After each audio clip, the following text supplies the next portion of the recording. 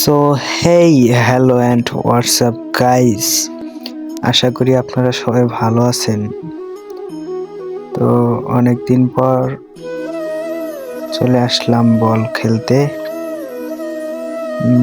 বিকেলবেলা যমুনা নদীর পার বল খেলাটার মুহূর্ত আসলে যা বলে বোঝানোর মতো না।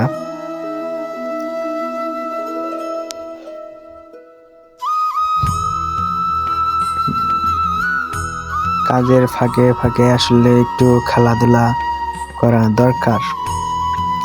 খেলাধুলা করলে শরীরও ভালো থাকে, মন ফ্রেশ থাকে। তাই আজ বল খেলতে চলে আসলাম। তো খেলাটা দেখুন।